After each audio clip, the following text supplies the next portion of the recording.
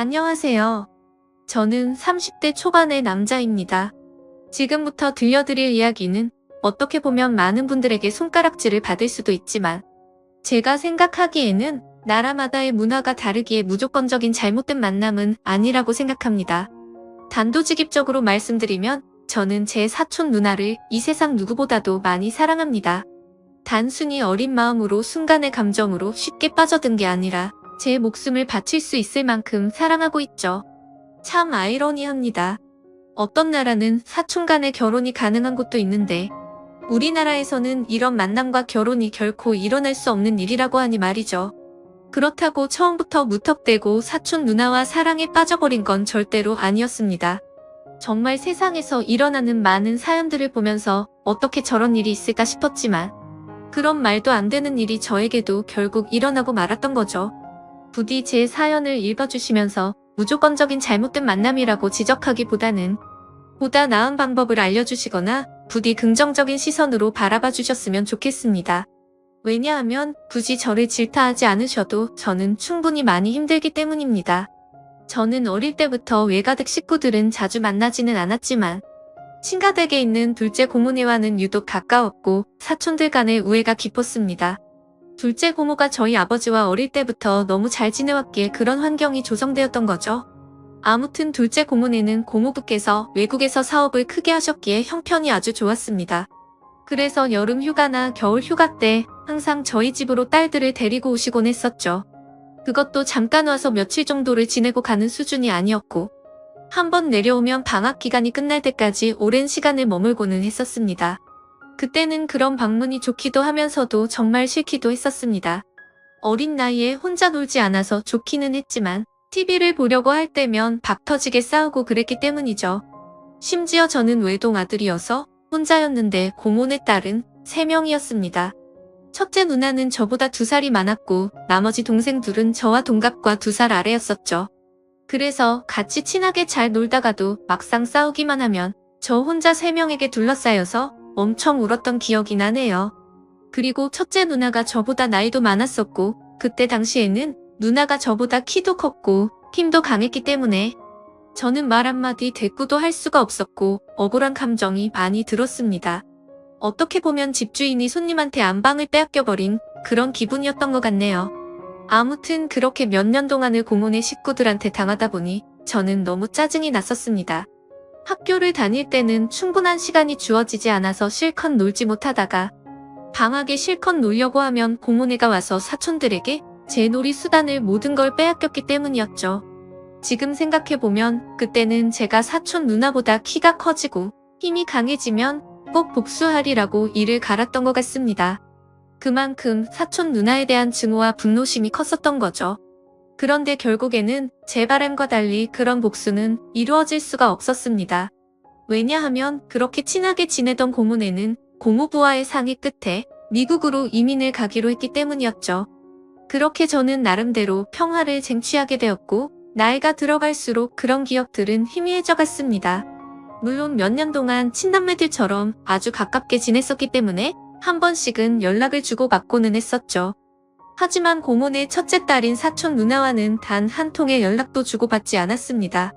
왜냐하면 어릴 때 증오심이 쉽게 가시지 않아서 그랬던 건 아니었고 사촌 누나는 이민을 가서도 혼자서 어린 나이에 독립을 하게 되었고 자취를 했었다고 하더라고요. 그래서 굳이 따로 사촌 누나에게 연락하고 싶은 생각도 없었기에 자연스럽게 연락을 주고받지 않았던 거죠. 아무튼 그렇게 어릴 때 있었던 모든 기억들이 희미해질 만큼 시간이 흘렀고 저는 20살이 되었습니다. 남들과 다르지 않게 평범한 삶을 택하게 되었기에 그저 그런 평범한 4년제 대학교를 들어가게 되었죠.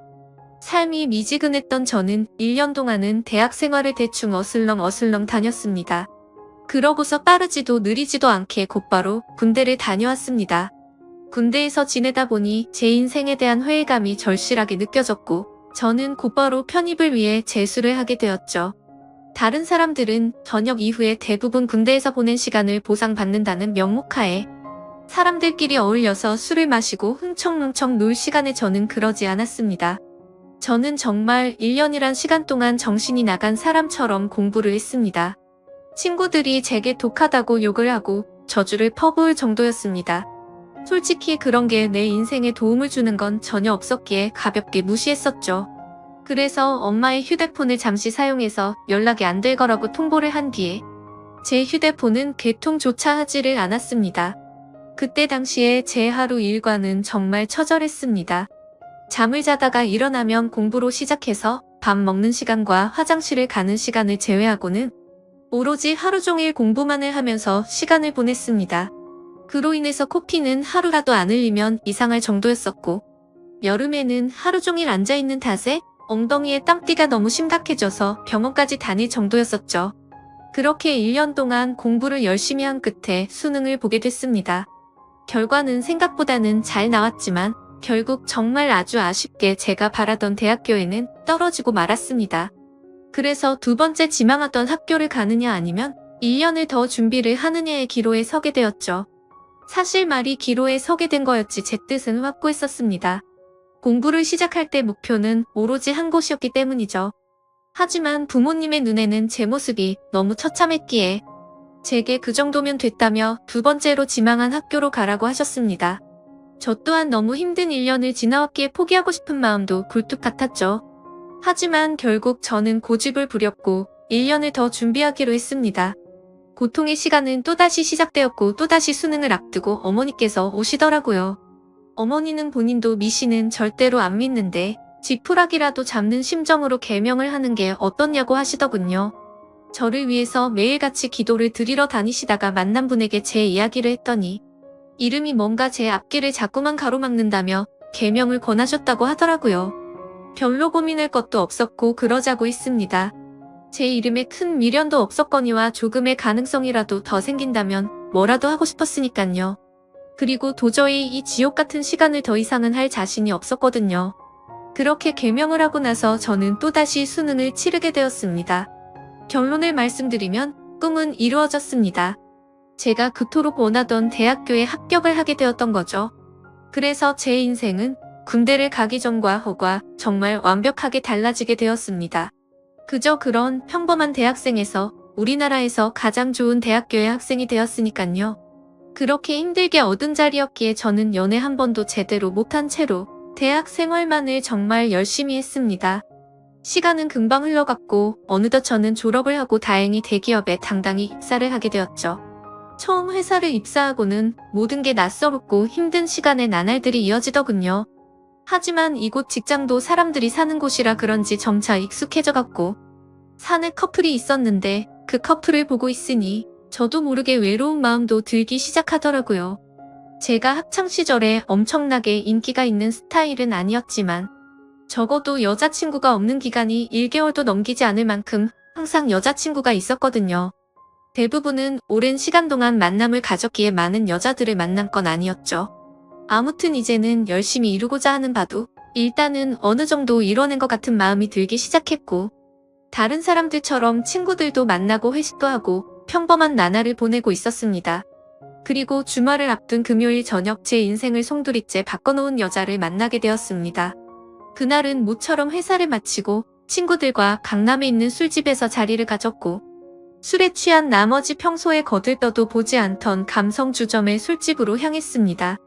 그곳은 나름대로 헌팅을 하기에 자연스러운 분위기의 춤도 추고 술도 마시는 클럽 음악이 나오는 술집이었죠. 저는 시끄러운 곳은 그렇게 좋아하지 않는 성격이어서 별로 재미가 없었습니다. 그런데 참 눈이 즐겁긴 하더라고요. 어린 사람들이 신나게 꾸미고 와서 그런지 하나같이 잘생기고 예쁜 사람들 투성이었죠. 그렇게 한참을 놀다가 제 눈에 띄는 한 사람이 있었는데 그녀를 보자마자 첫눈에 사랑에 빠지는 기분이 들었습니다. 왜 그렇게 생각할 정도였냐면 저는 평생 여자에게 번호를 물어본 적이 없었는데 그 여자를 놓치고 싶지 않은 마음에 정신이 나갔던 건지 저도 모르게 그녀에게 다가가서 대뜸 번호를 물어봤던 거죠. 그녀는 시끄러운 소리에 네? 라고 되물었고 저는 다시 한번 번호 좀 알려주실 수 없냐고 물어봤습니다. 그러자 그녀는 죄송한데 남자친구가 있다며 정중하게 거절을 하더라고요. 그때 돌아섰으면 됐을까? 자존심 구겨지게 친구로라도 지내고 싶다며 재차 물어봤습니다. 그녀는 다시 한번 죄송하다고 하고는 그 자리를 떠나더군요. 생애 처음으로 번호를 따본 거였는데 거절을 당해서 너무 창피해 죽겠더라고요. 쥐구멍이라도 숨고 싶은 심정이 이런 건가 싶었습니다. 그런데 그런 창피한 감정보다도 그녀의 연락처를 받지 못한 게 더 상심이 컸습니다. 또다시 다가가서 말을 걸면 이상한 사람으로 볼까 봐서 차마 다가가진 못했죠. 그렇게 조용히 술을 마시면서 그날 그곳에서 오로지 그녀만 쳐다보다가 집으로 돌아갔습니다. 집에 와서도 용기를 다시 내볼 걸 그랬나 생각도 들었고 정말 아쉬운 마음에 밤새도록 잠을 설쳤었던 기억이 나네요.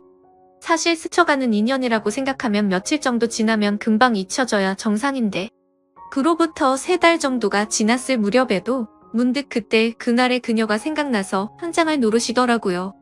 해변가에서 모래벌판에서 바늘찾기라도 하는 심정으로 3달 사이에 10번도 넘게 그곳에 다시 가봤었습니다. 하지만 결코 다시 마주칠 수가 없어서 운명이 아닌가 보다 하고 포기하고 있었죠. 그렇게 아무 생각 없이 탕비실에서 커피를 타고 있다가 옆을 봤는데 드라마에서 보는 장면처럼 저는 너무나도 깜짝 놀라서 커피를 떨어뜨리고 말았습니다. 왜냐하면 그토록 찾아 헤매던 바로 그녀가 제 눈앞에 있었으니깐요. 그녀는 저를 보면서 이 사람이 왜 이러지 싶은 표정으로 저를 쳐다보고 있었고 저는 혹시라도 커피가 튀었을까봐 죄송하다고 고개를 숙여 사과를 했습니다. 그러자 그녀는 생긋 웃으며 저는 괜찮다며 본의 아니게 놀라게 해드려서 죄송하다고 하더라고요. 그렇게 어색한 인사를 뒤로하고 그녀의 명찰을 보니 저희 회사 명찰을 달고 있었습니다. 이게 웬걸 정말 하늘에서 내려준 운명이 이런 거구나 싶어서 너무 기뻤습니다. 기쁜 마음을 최대한 가라앉히며 조심스럽게 그녀에게 물어봤죠. 혹시 이번에 신입공채로 들어오신 거냐고 물어보자 그녀는 고개를 끄덕이면서 잘 부탁드린다고 대답을 하더군요. 다행스럽게도 몇 달 전 제가 번호를 물어본 사람인 건 전혀 모르는 눈치더라고요. 저는 그 순간 이 모든 상황이 너무 꿈만 같았고 제가 그녀로 인해 고민하는 걸 상담해주던 친구에게 곧바로 전화를 걸어서 자초지종을 설명해줬습니다. 친구의 반응도 어떻게 그런 일이 있을 수가 있냐며 말도 안 된다고 말하면서 놀라더라고요. 아무튼 그날 이후로는 회사에 출근하는 발걸음이 그렇게 행복할 수가 없었습니다. 그리고 그와 동시에 슬픈 마음도 쉽게 가시지가 않았죠. 왜냐하면 그녀의 손에는 커플링으로 보이는 반지가 끼어져 있었고 그동안 멍청하게 잊고 지냈던 생각이 들었습니다. 그녀는 제게 남자친구가 있었다고 한 사실이었죠. 사실 기억을 못하지는 않았지만 연락처를 달라고 하면 대충 거절하려고 남자친구가 있다고 거짓으로 대답하는 그런 거라고 믿고 싶었던 것 같습니다. 그렇게 또다시 저는 그때 감성주점에서 멀리서 쳐다만 보고 있던 제 자신을 또 보고 있는 기분이었죠. 그때 그런 생각이 들었습니다. 골키퍼가 있다고 골이 안 들어가나? 결혼을 한 것도 아니고 법적으로 문제가 되는 것도 아닌데 최선을 다해보자 싶더라고요. 저에게는 끈기와 노력이라는 제 자부심이 있었기에 그때부터 또다시 저는 불타올랐습니다. 하지만 도가 지나친 관심과 행동은 최대한 지양하였고 업무를 핑계 삼아서 가끔씩 찾아가서 업무에 대해 물어보면서 은근슬쩍 제 존재를 각인시켰습니다. 그렇게 시간은 천천히 흘러갔고 그러던 중 부서 간의 회식 자리가 잡혔습니다. 그토록 기다리던 시간이었는데 드디어 기회가 왔구나 싶어서 기분이 좋았죠. 며칠 뒤 회식이 있는 날 저는 정신을 바짝 차리고 술을 마셨고 그녀와의 사이를 더욱 가깝게 하기 위해서 최선을 다해 빈틈을 노리고 있었죠. 그러던 중 너무 긴장하면서 술을 마셔서 그런 건지 배가 아파서 화장실을 갔습니다. 볼일을 보고 있는데 바깥에서 남자 소리가 들리더군요. 너 옆 테이블에 있던 신입사원 얼굴 봤냐고 묻더니 우리 회사에 저런 미녀가 언제 들어왔냐면서 내가 고백해볼까? 이런 식으로 웃으면서 그녀에 대한 이야기를 하고 있더라고요. 그 말을 듣는 순간 기분이 너무 불쾌했지만 뭐라고 말할 수는 없었습니다. 제가 남자친구도 아닐 뿐더러 사실 제가 첫눈에 반할 정도였으니 다른 남자들이 볼 때도 당연히 호감이 갈 수밖에 없겠구나라는 생각이 번쩍 들었던 거죠. 그래서 저는 이러다가는 별의 별 사람들이 다 고백하겠다고 생각하고 조금 더 적극적으로 그녀에게 다가가야겠다라고 생각을 고쳐먹었습니다. 결국 사람들이 너무 많이 모여있던 회식 자리에서는 도저히 가까워지기가 어려워서 목적 달성에 실패했고 그날 이후로는 조금 더 적극적으로 그녀에게 다가가려고 마음을 먹고 출근을 했죠. 멀리서 그녀가 혼자서 탕비실에 들어가는 모습을 보게 되었고 저는 심호흡을 하고는 그녀를 따라서 탕비실로 들어갔습니다. 그런데 마침 탕비실에서 나오던 그녀의 커피가 제 와이셔츠에 쏙 껴버리고 말았던 거죠. 순간적으로 깜짝 놀라긴 했지만 이게 무슨 횡재냐 싶었습니다. 그녀는 너무 깜짝 놀라면서 죄송하다면서 어떡하냐고 발을 동동 굴리는데 그 모습조차 너무 귀엽더라고요. 당황해 하던 그녀는 제 옷을 빨아서 드라이 클리닝까지 해서 가져다 드릴 테니 자신에게 달라고 하더군요. 그래서 저는 탈의실에 있던 와이셔츠로 갈아입고서 점심시간에 맞춰서 그녀에게 제 셔츠를 전해줬습니다. 그녀는 금방 새우처럼 세탁해온다고 말하길래 그러지 말고 점심시간인데 같이 나가서 식사하고 맡기자고 했고 그녀와 저는 처음으로 둘이서 밥을 먹으러 나갔습니다. 밥을 먹으러 나란히 앉아있는데 기분이 너무 좋았습니다. 마치 연인이 데이트하러 나와서 밥을 먹는 기분이 들었기 때문이었죠. 그녀는 또다시 자신의 잘못을 사과하면서 어쩔 줄 몰라 하길래 저는 그렇게 죄송하면 부탁 하나만 들어달라고 말을 했습니다. 무슨 부탁이냐고 물어보는 그녀에게 오늘 술 한잔 마시고 싶은데 친구들이 전부 약속이 있다고 해서 시간 괜찮으면 회사 마치고 술이나 한잔 사주면 안 되겠냐고 물어봤죠. 그녀는 잠깐 망설이더니 제 생각을 아는지 모르는지 알겠다면서 그러겠다고 대답을 하더라고요. 대답을 듣자마자 기분이 너무 좋았습니다. 생각하지도 못한 사고로 인해서 둘이서 밥도 먹고 술도 마실 수 있었으니 말이죠. 그렇게 그녀와의 단 둘이서 먹는 첫 식사를 끝마치고 같이 세탁소에 들려서 옷을 맡기고는 퇴근 후 다시 그녀와 단둘이서 만났습니다. 그녀에게 배고프지 않냐며 뭘 좋아하냐고 물어보자 제가 먹고 싶은 곳으로 가자고 대답을 하더군요. 그래서 어디로 갈지 고민하는 척을 했지만 사실 이미 그녀와 갈 곳은 정해져 있었습니다. 회사 근처에 자리하고 있는 고급스럽고 조용한 술집인데 분위기가 너무 좋아서 주말에는 예약도 안 되고 줄을 서야지 겨우 자리를 잡을 수 있을 정도로 인기가 많은 곳이었죠. 그날은 평일이었기에 저는 둘이서 조용히 있기 위해 조용한 창가 쪽으로 미리 예약을 해두었지만 괜히 그녀에게 제 속이 보일까 봐서 종업원에게 자리가 없는 척 그곳으로 안내해달라고 미리 부탁을 해두었습니다.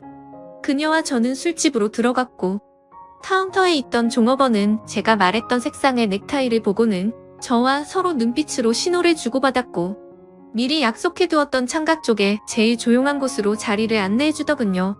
그녀는 자리에 앉자마자 이렇게 좋은 곳은 한국 들어오고서 처음 와본다며 좋아하더라고요.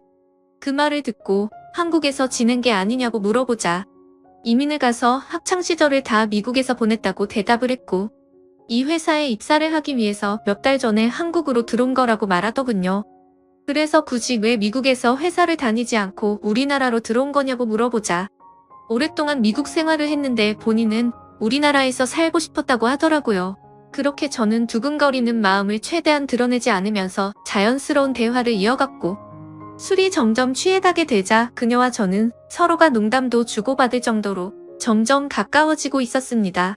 그러다가 저는 술 기운을 빌려서 그녀에게 적극적인 자세로 물어봤죠. 손에 낀 반지는 커플링인 것 같은데 한국에 들어온 지 얼마 안 됐을 텐데 남자친구는 한국에 있는 건지 미국에 있는 건지 물어봤습니다. 그녀는 손가락에 있는 반지를 만지더니 웃으면서 대답했습니다.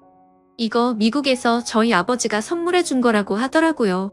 그러면서 한국 와서 남자들이 너무 많이 말을 걸어서 귀찮은 마음에 이 손가락에 끼고 있었던 거라고 대답하더군요. 그 순간 천국에 있으면 이런 기분인 건가 싶으면서 구름에 앉은 것처럼 기분이 좋았습니다. 그동안 가장 마음에 걸렸던 게 그녀의 남자친구였는데 사실은 남자친구가 없다라고 하는 순간 모든 걱정이 눈 녹듯이 사라지게 된 거죠. 저는 그녀에게 조금 더 다가가고 싶은 마음은 굴뚝 같았지만 아무래도 수많은 남자들이 이런 모습을 보였을 테니 저는 그러지 않으려고 조심했습니다. 그런 모습이 그녀의 호기심을 자극시켰던 건지 약간은 무뚝뚝하게 행동하는 저에게 그녀는 관심을 갖기 시작했는지 제게도 질문을 하더라고요. 선배님은 여자친구 혹시 있으세요? 라고 물어봐서 저는 없다고 대답을 했죠. 그러자 그녀는 그러시구나 대답을 하는데 약간은 입꼬리가 올라가는 모습을 보았습니다. 뭔가 순간적으로 그녀도 내게 관심이 있을 수도 있겠구나 싶더라고요. 그때부터 들뜬 기분으로 소주 대신 위스키도 괜찮냐고 그녀에게 물어봤고 곧바로 위스키를 마시기 시작했습니다. 제 인생에서 제 돈 주고 마시는 가장 비싼 위스키여서 그런지 술이 정말 술술 넘어오는데 취기도 엄청 빨리 올라오더라고요. 그래서 저도 모르게 그동안 있었던 모든 일들에 대해서 그녀에게 모두 밝히고 말았습니다. 몇 달 전 우연히 만나서 첫눈에 반하게 되었다는 사실부터 시작해서 너무 성급하게 말을 걸었던 게 후회돼서 몇 달 동안 그곳에 찾아간 것도 이야기했고, 회사에서 처음 만난 순간부터 너무 꿈만 같아서 오늘 이렇게 술을 마시러 오는 순간까지 이 모든 것들이 기적인 것만 같고 행복하다고 제 진심을 담아서 고백했습니다. 혹시라도 무슨 스토커처럼 생각하지는 않을까 걱정을 하고 있었는데 그녀는 제 진심을 알아준 건지 조용히 제 눈을 바라보면서 손을 꼭 잡아주더라고요. 그렇게 그녀와 저는 서로의 마음을 확인한 뒤로 연애를 시작하게 되었습니다. 회사에서는 평범한 직장 동료처럼 남들은 모르게 사내 연애를 했고, 퇴근을 하면 세상 어느 커플도 부럽지 않은 행복한 커플로 지내고 있었죠. 그녀와 저는 만남을 이어간 지 6개월이라는 시간이 눈 깜짝할 사이에 훌쩍 지나가 버렸는데, 날이 갈수록 저희 둘의 사랑은 점점 커져갔고, 더 늦기 전에 가정을 이루자고 이야기가 오고 가고 있었을 때였습니다. 행복한 순간이 한순간 불행한 순간으로 탈바꿈 되는 사건이 일어나게 되었죠. 어느 날 주말 아침 일찍부터 부모님께서 분주하시더니 제게 장을 보러 가자고 하더라고요. 저는 별다른 생각 없이 부모님을 모시고 장을 보았고, 오늘 무슨 일 있냐며 도대체 왜 이렇게 음식을 많이 하냐고 여쭤보았죠. 아버지는 미국에 갔던 고모네 식구들이 다 같이 한국에 들어와서 오늘 저녁에 집으로 온다고 말하셨죠. 저는 순간 어릴 때 기억이 스치듯 생각이 났고 갑자기 다들 어떻게 지내는지 궁금하더라고요. 다들 잘 지내고 있냐고 여쭤봤더니 고모부 사업이 힘들어지셔서 그렇게 잘 지내진 못한 것 같다고 하시더군요. 그래서 몇 년 동안 서로 연락도 주고받지 않다가 며칠 전에 한국에 들어온다고 고모가 연락이 온 거라고 하셨죠. 아무튼 그렇게 장을 보고 나서 그동안 얼마나 바뀌었을지 궁금한 마음에 설레는 마음으로 기다리고 있었습니다. 비록 15년 가까운 시간을 한 번도 보지는 못했지만 어릴 때의 기억은 어렴풋이 남아있었으니 말이죠. 그렇게 한참을 기다리다 보니 벨이 울려 퍼졌고 고모부와 고모 그리고 3명의 딸이 들어왔습니다. 그런데 그 순간 저는 망치로 얻어맞은 것처럼 온몸이 굳어버리고 말았습니다. 그리고 마주하고 있던 한 명의 여자도 눈이 동그랗게 떠져서는 저를 바라보고 있었죠. 그 여자는 바로 제 여자친구이자 고모네의 첫째 딸인 제 사촌 누나였습니다. 순간적으로 둘 다 너무 놀랐지만 그 상황에서 아무 말도 할 수가 없겠더라고요. 식사를 하면서 이야기를 들어봤더니 고모부의 회사가 부도가 나게 되면서 미국에 있는 사업을 정리하고 지금 들어온 거였고 3명의 딸들은 1년 전에 먼저 한국에 왔다고 말씀하셨죠. 그리고 저와 사촌 누나가 같은 회사를 다니는 걸 알고는 둘이 마주친 적 없냐면서 놀라시는데 차마 할 말이 없었습니다. 마주치는 건 고사하고 우리가 연애를 한다는 걸 밝히면 누구 하나 뒷목 잡고 쓰러질 상황이었으니 말이죠. 그렇게 악몽 같은 시간이 지나가고 여자친구와 저는 주말 내내 서로에게 연락을 하지 못했습니다. 그리고 월요일에 출근을 했더니 여자친구는 병가를 내고 회사에도 나오지 않았더군요. 그래서 이대로 피해서는 도저히 안 되겠다 싶었고 저는 조퇴를 하고 여자친구가 혼자서 지내고 있는 집으로 찾아갔습니다. 비밀번호를 바꾼 게 아닐까 생각하면서 눌러봤더니 바꾸지는 않았더군요. 신발장을 보니 다른 사람은 역시나 없는 것 같았습니다. 고모부와 고모는 주말 동안 여자친구 집에 있다가 월요일 아침 일찍 두 딸이 지내고 있는 부산으로 내려간다고 했기에 여기에 안 계실 거란 걸 알고 있었죠. 천천히 문을 열고 들어서는데 암막 커튼으로 인해서 집안이 온통 깜깜했습니다. 저는 그 어둠에 대고 조용히 괜찮냐고 말을 꺼냈더니 그 순간 여자친구는 펑펑 울기 시작했습니다.